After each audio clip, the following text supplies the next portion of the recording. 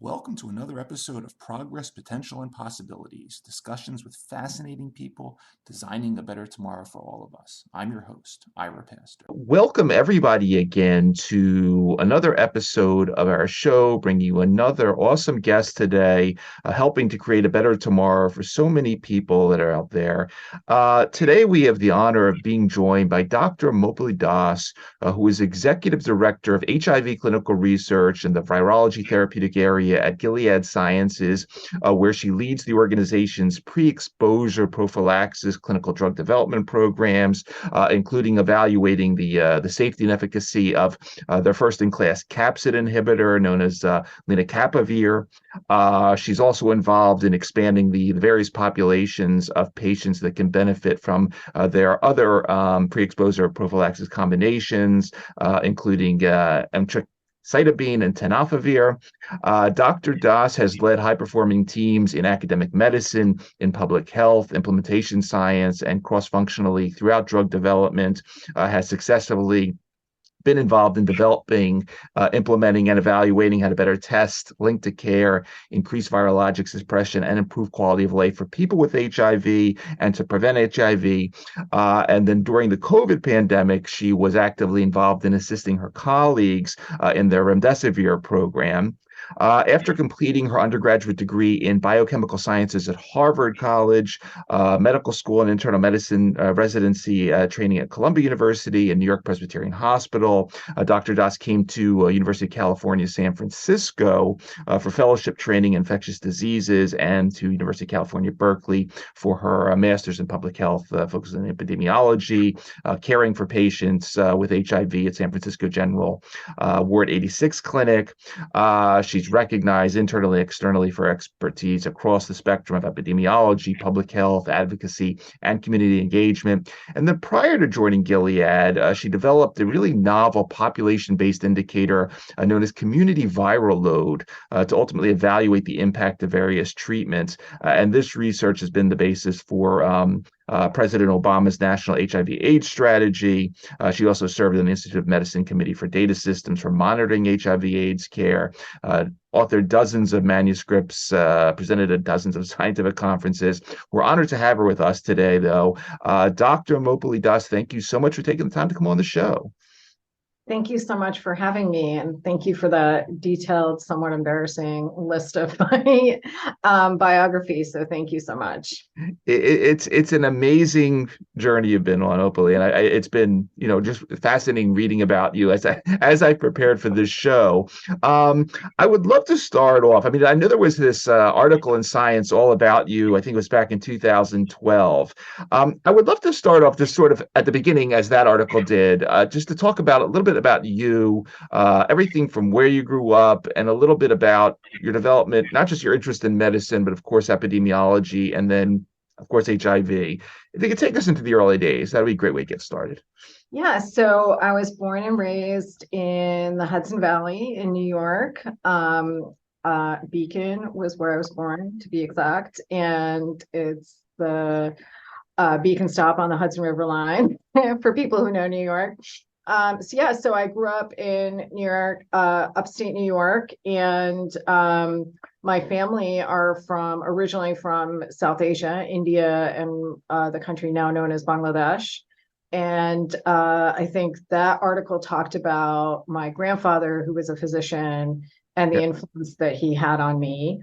And my father in contrast to his father was a scientist. So, they both had a lot of influences on me. And of course, their expectations were very high for what I would accomplish in my life. But I was always interested in medicine and also interested in research.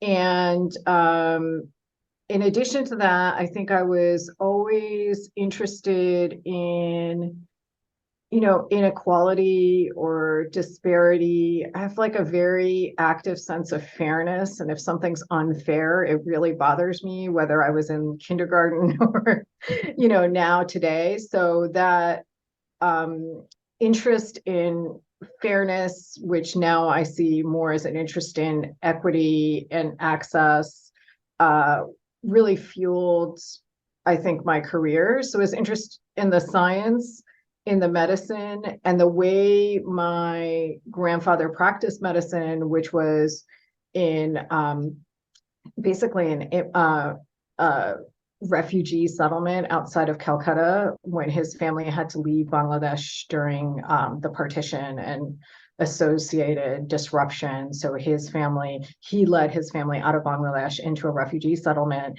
which then turned into a suburb of Calcutta. And I recall going on rounds with him where he would round on houses instead of people's hospital rooms. And, we would walk around and visit his patients who couldn't come to see him. And his office was on the first floor of his house. So it was like very part of the family, and visiting my grandfather meant going on rounds with him. So, and he often got paid in, produce or chickens instead of actual rupees, and he did that on purpose because he knew the limited resources of some of his patients. So that was part of that early understanding of disparities, in addition to understanding how my family and those who, our community in India compared to how we were living in the US, really highlighted the differences as like a first generation person understanding. It was always in my face that we were super lucky to be the cousins that were born in the States versus the cousins who, were continuing to struggle with the issues that they had. Outstanding. And Moupali, you during your time at the New York City Department of Health and Mental Hygiene, you start publishing quite a bit about sort of the need to sort of apply these public health principles to the HIV epidemic. Obviously the drugs were coming along, but there's a lot more to it than just the drugs. You had a New England Journal of Medicine article, I think back in 2005, which you published at the time with Thomas Frieden, who was the health commissioner in New York, Kelly Henning, who's at the Bloomberg organization now. And this sort of leads into the development of your this theme that I mentioned in the intro, namely community viral load, the need to look broadly at sort of the public health situation and the community overall in terms of judging the progression one way or another of pandemics or epidemics like HIV. Talk a little bit about sort of the time when you developed this theme of CVL, if you would. Yeah, so that article was really the brainchild of Thomas Frieden, and I was lucky enough to be working with him after I finished my residency in internal medicine. And I think it was really eye-opening to work in the New York City Health Department and learn sort of the socio-structural factors that affect people's health and lives and wellness, in addition to what I had just spent the last 3 years learning at New York Presbyterian, which was how to take care of people with internal medicine issues, how to be a doctor, essentially, where we focus on the person, the individual, and their morbidities and how to improve and treat what conditions they may have. And then I went and worked in the New York City Health Department with Tom, and it was really sort of broadened my perspective to go from taking care of one individual person to what, like Tom said, like he considered all New Yorkers his patient. And one of the things that I was working on with him was sort of evaluating all the different resources and funding streams we had to evaluate the impact of HIV treatment, prevention, and care.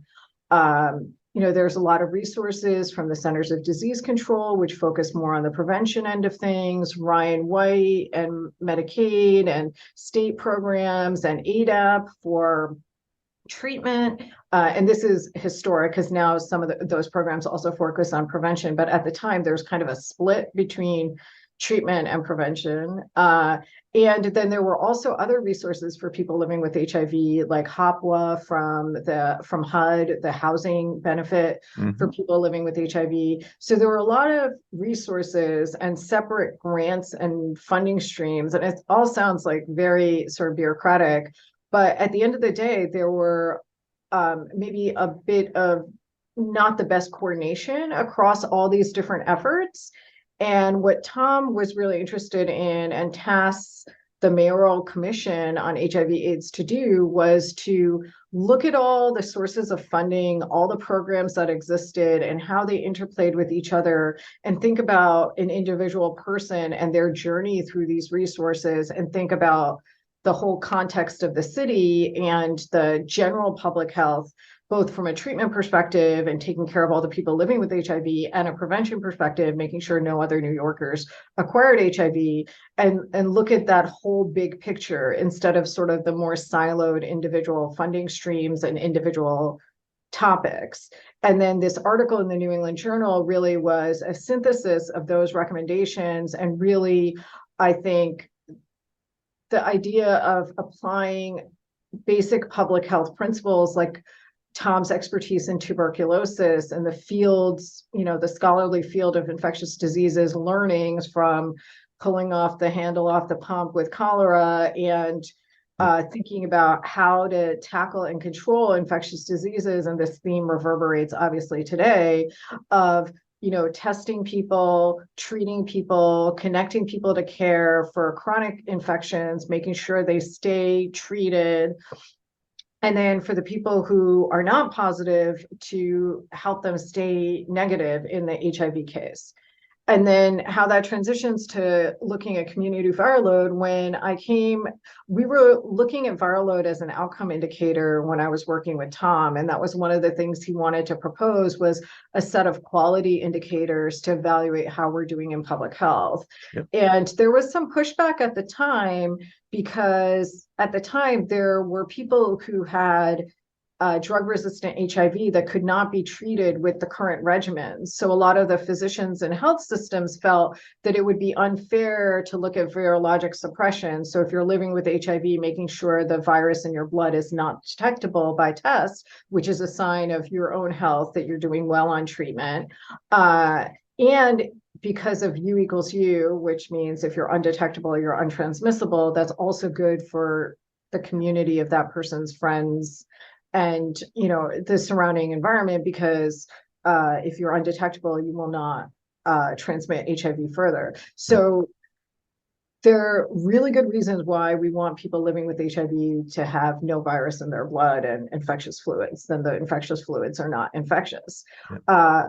But at the time, in 2003, 4, 5, 6, it was hard to get people undetectable because we didn't have any of the innovation and the new medications available. So some of the physicians and health plan administrators felt that it would be unfair to use viral load suppression as a quality indicator, since some people had virus that could not be treated because there were no medications available at that time.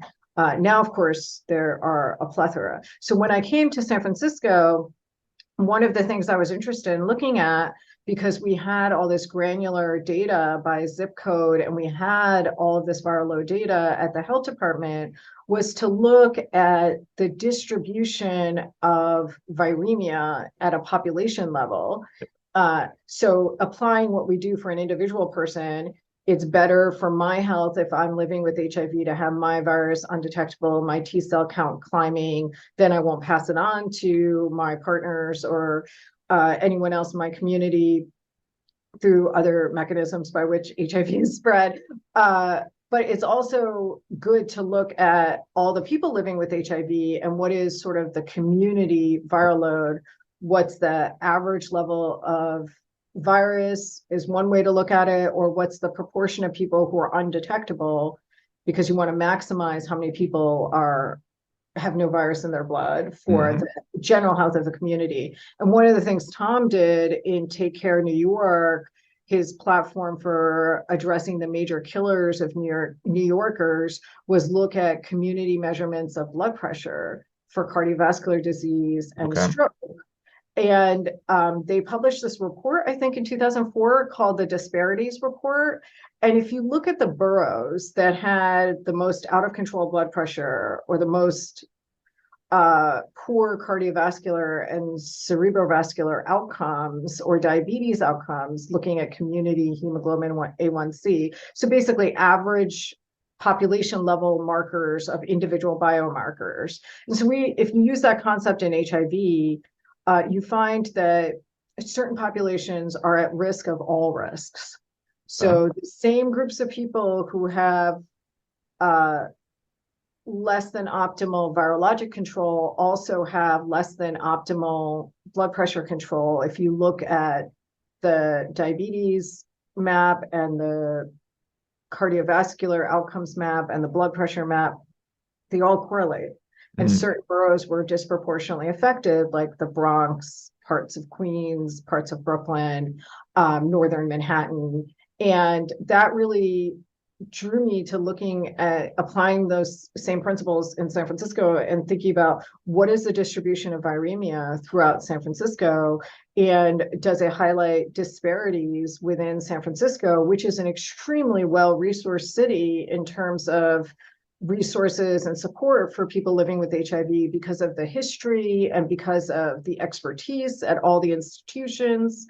And we were able to see some disparities which correlated with clinical outcomes. So different neighborhoods had higher levels of community viral load, and that correlated with less good outcomes in those neighborhoods. So the first community viral load look was looking at those disparities to document them and to think about using community viral load as an indicator to evaluate how well we're doing with increasing testing, increasing uptake of treatment, linkage to care, and making sure we work on prevention. At that time, it was to help people stay negative, in all the resources we had at the time, which was voluntary counseling and testing, et cetera. And later it evolved to obviously including HIV prevention medications like PrEP, exposure prophylaxis. And then the second step of the community viral load work that I did before I came to Gilead was looking at an ecologic association with declines in community level viral load and new HIV infections, to sort of ecologically point to the fact that reducing viral load in a community might reduce the spread of HIV. And then in 2012, there were clinical trials that came out that showed that that was true, either in partners where one person was positive and the other person was negative, having the positive person on treatment and undetectable eliminated transmission to the negative person. That was HPTN 052. And that was in heterosexual couples, and then the work was replicated in gay and other men who have sex with men in gay couples.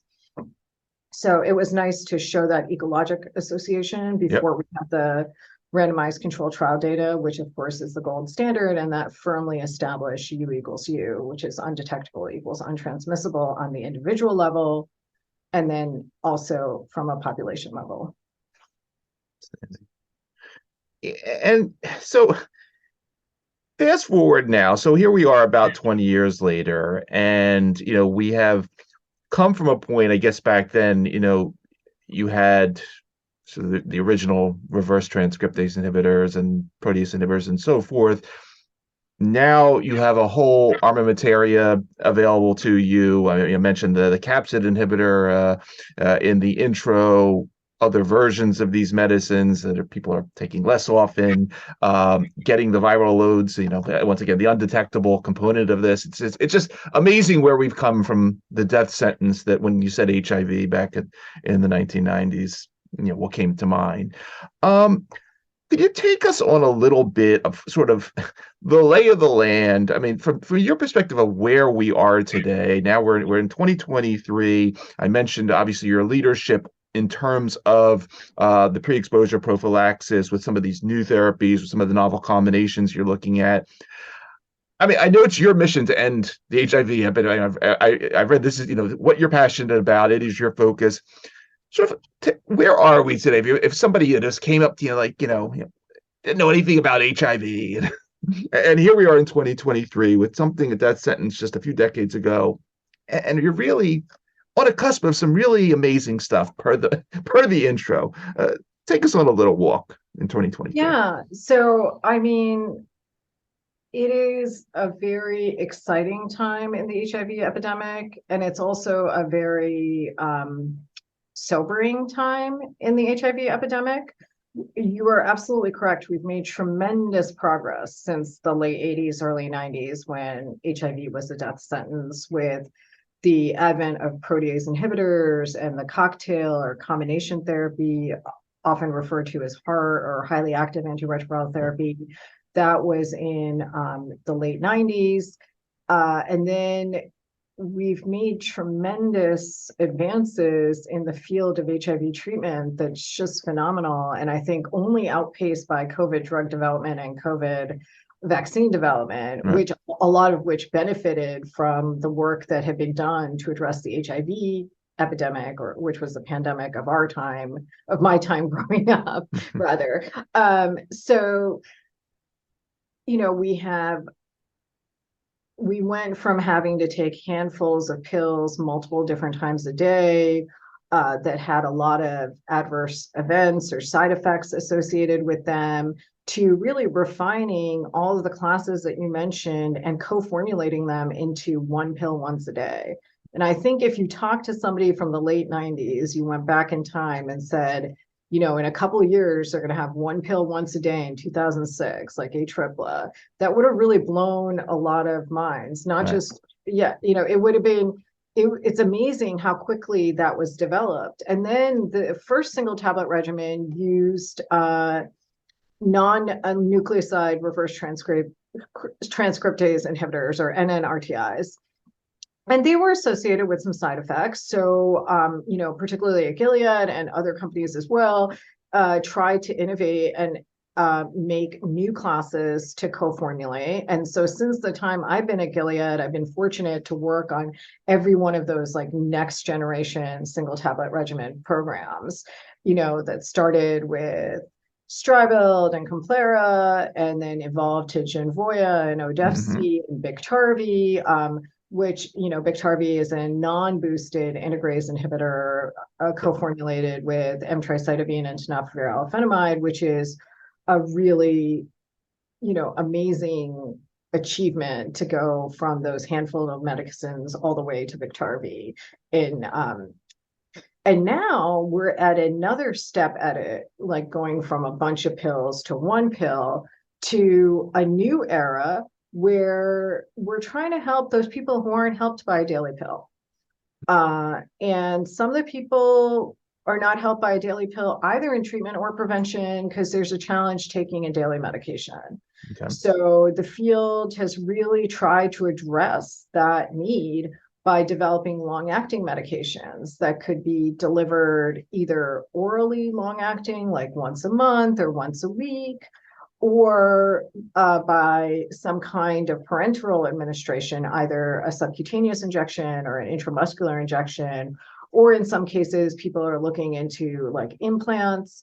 And really, in the PrEP space, we benefit from all of the innovation in another field of birth control, right? If you think about the development of the pill in the 70s was huge and helped a tremendous number of women avoid unwanted pregnancy. But there were groups who were left out, like teenage, adolescent women, younger women and adolescent women who may not have had challenges taking daily pills, or anybody with any kind of reason why their life made it difficult for them to take daily pills. And avoiding pregnancy in those groups of people was massively accelerated and improved by long-acting contraceptive medicines, whether they're injections or medicine containing IUDs or other things. And in the PrEP field, that's what we're looking at innovating into, because in the field of prevention, people don't have a disease. They are trying to live their lives, have sex, enjoy their life to the fullest. And sometimes taking a daily pill is a reminder of the stigma that because of who they are or where they live, how they have sex, is going to result in them getting a disease instead of all the other fun benefits that come from having sex, right? So, some people do not like that daily reminder of the stigma or the challenges, whether it's for if you're living with HIV, the daily reminder that you have the disease, or the daily reminder you're trying to prevent the disease. So there are certain drug products that can be administered in these other ways that can last for a long time and take daily adherence out of the picture, which could really help those people who are currently not benefiting from HIV treatment or prevention. And if we want to achieve the goal of ending the HIV epidemic for everyone, everywhere, we have to make sure every person living with HIV has access to high quality care and is undetectable for their own health benefit, as well as for decreasing transmission. And we have to make sure every person who could benefit from HIV prevention has access to it and is taking it if they need to make sure that they don't acquire HIV. And connecting in, I think this fits really nicely because I know you recently published this paper just 2 weeks ago in the Clinical Pharmacology Therapeutics entitled Facilitating Next Generation Pre-Exposure Prophylaxis Clinical Trials Using HIV Recent Infectious Assays. You have some of the longest titles in your publication, but they're really cool. Talk, because obviously, because aside from thinking about the drugs and the novel therapeutics you're developing, you have to think about novel clinical practice. And I think you're quite proud of this recent paper. Talk a little bit about some of the things you're looking at when it comes to pre-exposure prophylaxis and, the sample sizes and so forth that come along with doing studies of that nature and some of the sort of the novel systems you're looking at. Yeah, so we're fortunate in the field of HIV prevention to have a couple approved therapies for PrEP. 2 of them are daily pills. 1 of them is a long-acting medication that you get intramuscularly every 2 months. So if we wanted to develop a new drug for HIV prevention, normally whenever you're developing a new drug and there's already approved drugs, you do what's called a non-inferiority trial, where you say your new drug works as well as the old drug by some preset margin that you and the regulatory agencies and different guidance documents have agreed on.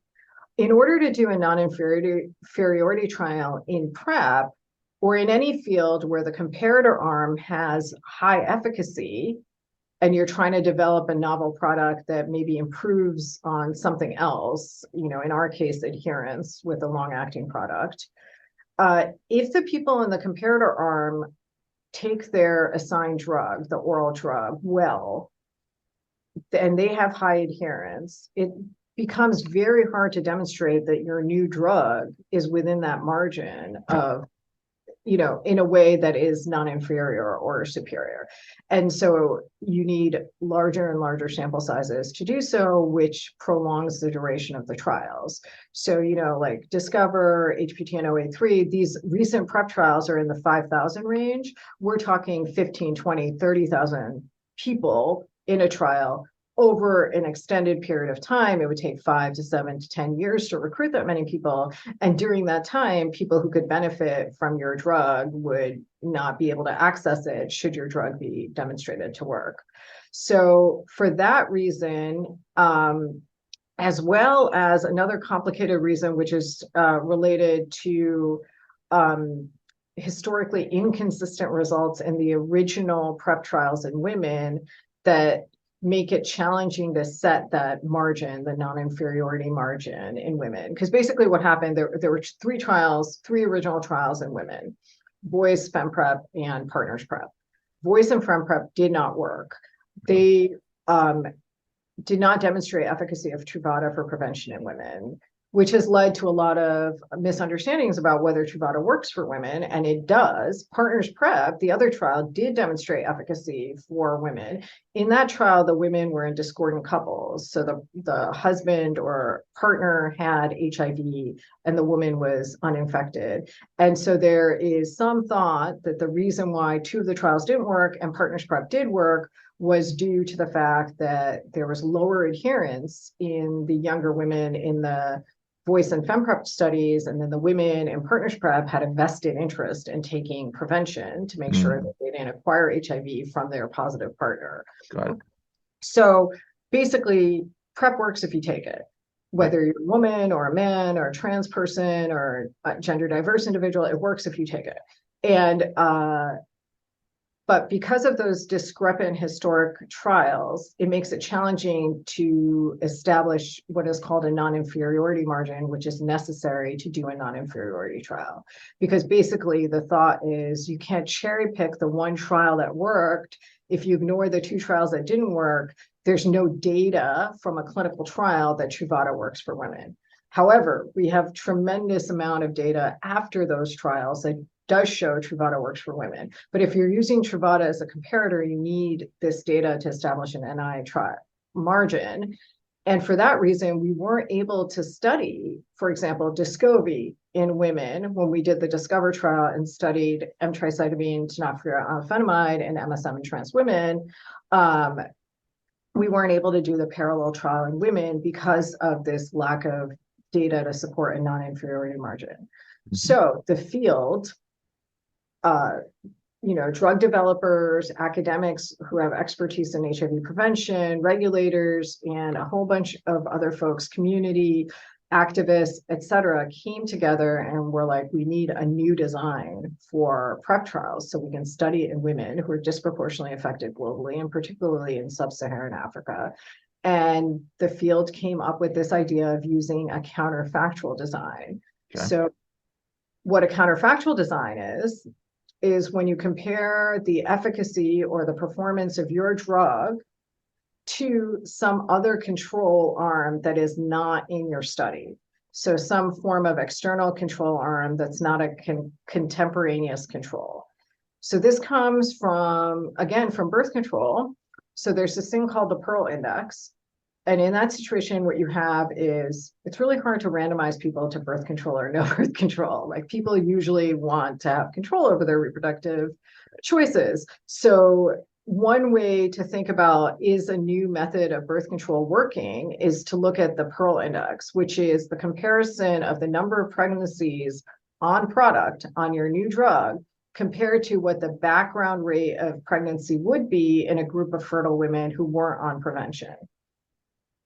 So if you have 80 pregnancies in 100 people followed for 1 year, that's the fertility rate in general for reproductive age women. And then you put a bunch of 100 women on a new product for prevention of pregnancy, and you see 2 pregnancies, you know your drug is working. You don't need stats to say 2 is markedly reduced from 80. And so we're following that within HIV. If you do the trial in a place where you know where that background HIV incidence is, then you can say we're following 3,000 people for 1 year, and the incidence is expected to be 4 infections per 100 person years. But on our new product, if you see less than 1 infection or less than 0.5 infections per 100 person years, which is 100 people followed for 1 year, then that's really strong evidence that your drug is working. And then there's associated statistics with that.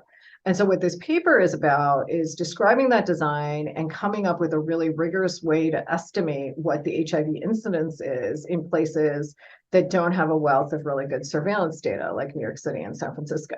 So globally, where we don't have surveillance records, where HIV testing results are not reportable or aren't collected by the public health or municipal governments, we can use a special kind of HIV test to back calculate the HIV incidence, which allows this next generation of HIV prevention trials to happen. And that's the design we're using in our next gen HIV prevention trials. Excellent. Excellent.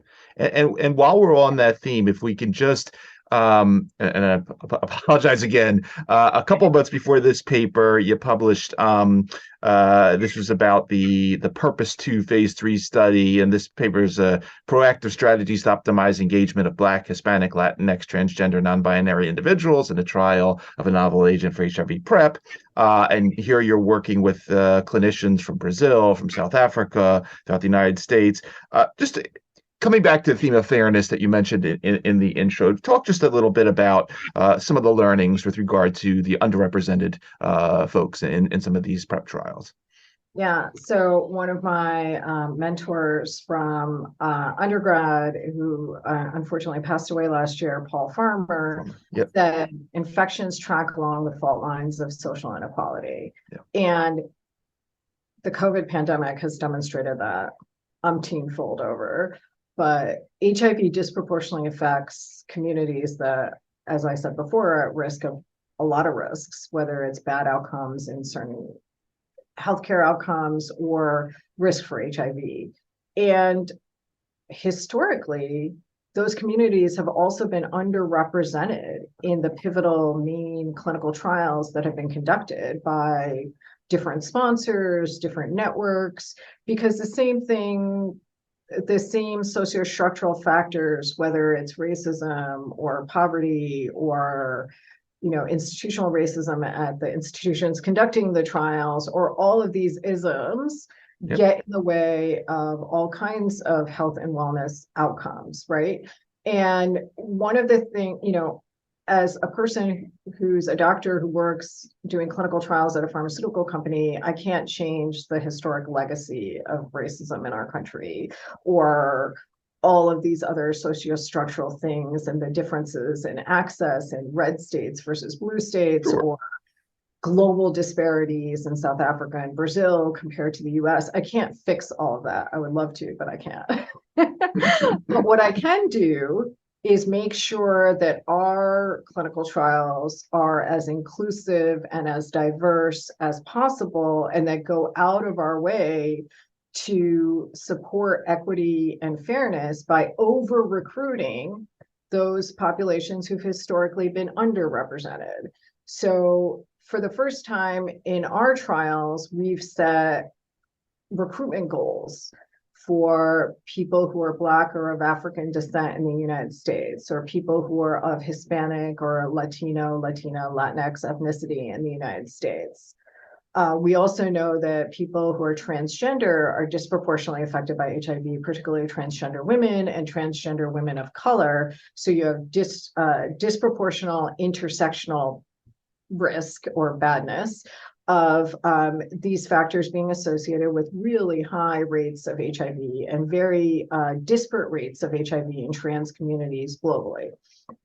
So we wanted to do the best to overrepresent these populations in the main pivotal trials, particularly because there's a lot of research that shows that adherence challenges due to stigma and many of the isms that I mentioned also are the reason why there's low oral PrEP uptake in many of the communities that I'm talking about. So when we designed our program, we wanted to bring the voice of the end user as early into development and as robustly advising on our clinical trials as possible. So we set up community advisory groups that represented the geographies and the populations that we're trying to enroll. So in Purpose 2, it's the disparate geographies, as well as gay men of color, as well as trans women and transgender men and gender non-binary people who've historically been excluded, period, from prior generation PrEP trials. So we set goals to include people. We changed where we worked, how we worked, to change who we enrolled. So we diversified our site choices, our investigator choices. We wanted our sites and our investigators to look like the people we were trying to enroll and have expertise with gender affirming care and working with communities of color. We also wanted to move into community clinical research sites outside of academic or big institutions that people may not feel that they have as much access to. And we wanted to set metrics so we could monitor our performance. And so we set these goals and we review them on a weekly basis. Our other trial, Purpose One, which is in South Africa and Uganda, is in those locations because of the high background incidence in the general population of young, 16 to 25-year-olds who are severely disproportionately affected by HIV. And in those trials, we're also pursuing similar efforts where, obviously they're in South Africa and Uganda, so it's not necessarily the race and ethnicity pieces that we're focusing on, but we are focusing on ways to increase the socioeconomic diversity and ensure that the people who are most disproportionately affected by HIV are the people who are being included in the clinical trial. Excellent. Yeah. Moupali, I'm gonna read one more paper title just to I have to come up with pithier paper titles. This next theme. This entire podcast. These titles. Anyway, these are all collaborations with many people. So absolutely, but they're all equally impressive, and Lancet HIV 2018 December, safety of Elvite-Gravir, Capacistat, emtricitabine, and tenofovir alafenamide in HIV-1 affected adults with end-stage renal disease on chronic hemodialysis. Moupali, you mentioned, obviously how thinking about these multiple therapeutic intervention pills, single tablet regimens, polypills, whatever we want to call them, has been so instrumental in sort of shifting the course of this disease. And, it gets me thinking about, obviously other therapeutic areas where, pharma has always, and I come out of pharma myself, we always talk about having sort of the single magic bullets, but HIV has shown us that, look, there's other ways of doing this. And, can you tell us some of the learnings along the way as you sit and you think about the clinical models and developing with your colleagues some of these novel poly pills? Are there any interesting learnings for other therapeutic domains in regard to combination strategies? If HIV, was cured tomorrow, it didn't exist anymore, what would be where would you take some of these combination therapeutic learnings further? I mean, we see combinations in cancer, of course, but it seems like there's a lot other areas out there that we could be applying a lot of what you're learning in both the clinical and the drug development space. Yeah, I think it goes back to the theme again that certain populations are at disproportionate risk of all risks, right? And let's just talk about heart attacks, cardiovascular disease. So when I was a resident at Columbia near Presbyterian, I took care of a lot of people from the Dominican Republic and from the Caribbean who were living in New York City, who, as an internal medicine resident, I saw them right after they may have had a heart attack and may have had a stent placed. Yep. And so a person would go from taking 0 pills to all of a sudden getting a list of like 10 medicines that they had to take. And this is a person who never took pills before. And they would go home with a paper, this is a long time ago because when I trained, a paper discharge summary with a bunch of prescriptions to go to the local pharmacy and fill them. And, this is daunting for a person with a lot of resources and background in education, and extremely daunting for somebody whose first language may not be English, who may have low literacy or low health literacy. And I think the learnings of single tablet regimens or polypills, whatever you want to talk about, would be extremely beneficial. And there are in cardiovascular space, the last time I looked, like a combo of blood pressure, ACE inhibitor, and like hydrochlorothiazide. And, if you could add a statin and aspirin and all the things, whatever the latest guidelines are for cardiovascular disease for post-MI care, if you could put that into a polypill, I think it would make a huge difference. Now, there are a lot of challenges, which are you may need to individually titrate different levels of those different pills, right? And so it's not a one size fits all situation, and somebody might have more of a problem with their lipids than their blood pressure, and you'd have to figure out different doses and combinations. But I think it would make a huge difference. And back to, I was taking care of this one elderly Dominican grandmother who really had trouble reading in Spanish, let alone English. And she was given this whole list of things. And we had the cardiovascular team had done a tremendous intervention and saved her from dying by placing 3 stents.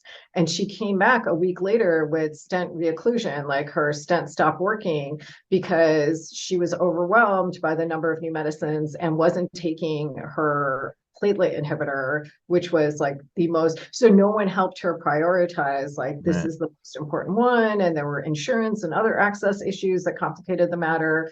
But it's a perfect example of this amazing technological advances that like save a person from dying from a heart attack and all the things we can do at state-of-the-art institutions. And then at the end of the day, it's like the really boring, basic administrative and life issues of, getting the right pills, putting them in a pill box, making sure you're taking them the right time of day, and managing the side effects, and getting into the rhythm of taking all of these medicines, which, we know from the HIV epidemic was tremendously challenging with multiple different pills with a young-ish population of people who are being affected by HIV. So I think there are tremendous learnings for other chronic diseases with multiple medications required to manage the condition. Moupali, one of the guests I had on the show a couple of months ago was Dr. Janet Dichter from the City of Hope, who was involved in managing the City of Hope patient number 4, where via a rather unique situation of bone marrow transplant with HIV resistant from a HIV resistant CCR. I got my CCR numbers. Negative, you know what it is. Delta 32, blah, blah, blah. You got it. Clearly, not an intervention for everyone. But again, as we look out, and obviously you're very focused on clinical development and prep and the combinations, but obviously, you read the literature and you look at sort of the frontier stuff that's out there, whether it's CRISPR or what's happening in the vaccine space, which I don't keep up to that much in terms of HIV nowadays. But talk about some of the, what gets you excited in terms of, obviously you're excited about the stuff that Gilead's doing, but in terms of other things that are out there, if we look out 5 years, what other things are you potentially very passionate about per your mission of ending the HIV epidemic? Yeah, well, my colleagues here at Gilead have a tremendous portfolio of interventions that they're evaluating for HIV cure. Sure. And you should have one of them on to talk about it, because they're the experts, like my colleague, Devi Sengupta. But what I will say is there is tremendous activity in that space of looking at combinations. Again, combinations of different aspects, different medications with different mechanisms of action that can help take a person who's living with HIV and try to eradicate or clear their virus. Because right now we're chronically suppressing the virus, and to clear the virus and eliminate it from any of the latent reservoirs is the goal of cure. So people talk about different ways to reawaken, if you will, those latent reservoirs and make the virus presentable, so then we can use other medications to eliminate the virus that's still within the bodies of people living with HIV, even if they aren't undetectable. So I think that's tremendously exciting and will bear fruit in the next decade. And it'll be really, I am hopeful that it will bear fruit in the next decade, and it will be tremendous to have lived to get through the identification of the virus that causes HIV in the early 80s, to the development of the cocktail and the multi-tablet regimens to treat it, to the single tablet regimens, and hopefully in the next 3 to 5 years, development of long-acting regimens, long-acting combination therapies that can reduce pill burden and get more people who are living with HIV undetectable and more people protected against HIV who are negative. Awesome. Moupali, one last thing I'd like to just ask you about it. You mentioned Dr. Paul Farmer, who recently lost this year, leader in public health. And I read articles about, you traveled to Haiti with him and very early on in your career to do HIV/AIDS work down there, obviously one of the poorest countries in the world. just if you could say a few words about just your time with him, and then also a little bit of, you know, you're in the U.S. and with a major drug development company, but you've also worked in some of the poorest countries in the world. Bridge that a little bit for us, if you would, and uh, sort of strategies, your thoughts on sort of the rest of the world and some of these poorer countries as we start getting to a cure here and the other developed nations. Just take us down that path for a few minutes, if you would. Yeah, so I was incredibly fortunate to have met Paul when I was an undergrad in college and volunteer with his nonprofit, which at the time was kind of like an extracurricular at Harvard undergrad. And that's how it was like this nonprofit that you could go volunteer at. And I worked with him after I graduated, and I got this traveling fellowship to study women's health in India and all the factors that affected women access to women's health. And I was working with an organization of unionized social workers in Calcutta and emailing back and forth with Paul about his thoughts about those communities, because he used to talk about his passion for prisoners and prostitutes. He used old-fashioned words from back then, I would say sex worker. But anyway, just thinking about the tremendous disparities and stigma and challenges of taking care of the people who are most disproportionately left out of, marginalized, vulnerable in society. And so it really fed my desire to try to do something about fairness, access, and equity. And we are really fortunate where we live, and where I'm super fortunate where I work. And I think again, we can't solve all the world's problems, but what we can do is use the clinical trial infrastructure and the resources associated with it to make key differences in marginalized communities.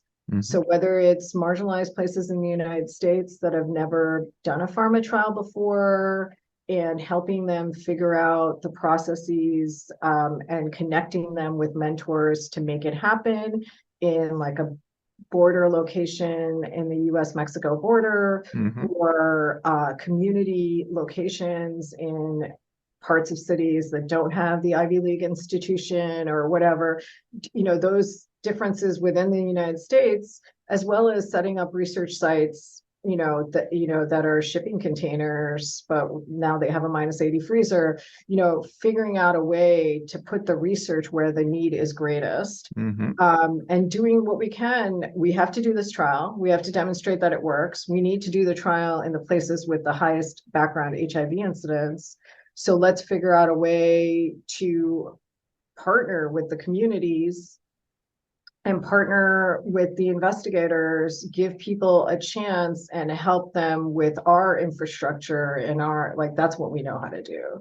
We know how to do trials at scale and at speed with efficiency, and bring that set of learnings to new people in new locations and really have an impact. One of the places that we set up that's literally shipping containers, the investigator basically told us that we had changed, the trajectory of her and her sister, who are co-investigators in the study, as well as that entire family in that community of people, because before then they didn't have a clinical research site.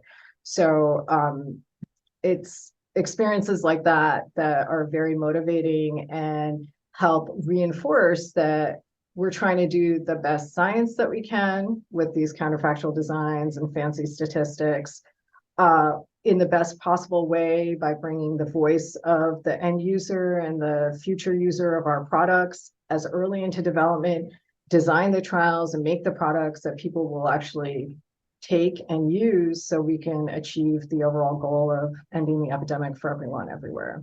And we mean everywhere, not just everywhere in the states where there's reimbursement. No, I got it. I got it. No, it's an awesome journey. That's the collective goal. No, I appreciate you sharing that. As I said, I wanted to loop back to that. Moupali, one last thing while I have you. What else? Anything else hot for 2023? Conferences that you're going to be presenting at, places that we can listen to you present, meet you, possibly. Anything else that I neglected to ask about? Well, we're really excited coming up at CROI in Seattle, the Conference on Retroviruses and Opportunistic Infections. We have multiple posters and 3 exciting podium or oral presentations in the prevention space, in the treatment space with Biktarvy, and a very exciting look at the past 8 years of Truvada in women. I mentioned the controversy with the initial trials. Right. So we put together 11 data in over 8,000 women over 8 years from 11 sites globally. And Dr. Jeannie Marazzo from University of Birmingham in Alabama will be presenting that. So that's something to really look out for. And we're delighted to, bring all that data together and present it to folks. So Excellent. That's a highlight for February. Awesome. For everybody that's going to be listening to this particular episode of our show or across the various podcast networks or watching on the YouTube channel, again, you've been listening to Dr. Moupali Das, Executive Director, HIV Clinical Research, Virology Therapeutic Area, Gilead Sciences, doing amazing things to end the HIV epidemic. Moupali, I want to thank you for taking the time out of your schedule today to come talk to us about all these topics. Obviously, thank you for doing them. And as we like to say on our show here, thanks for helping to create a better tomorrow for so many people out there via what you've been up to. It's really an amazing story. Well, thank you so much for the opportunity to share what we're doing and share a little bit about our work in life. Really appreciate it. So thank you so much.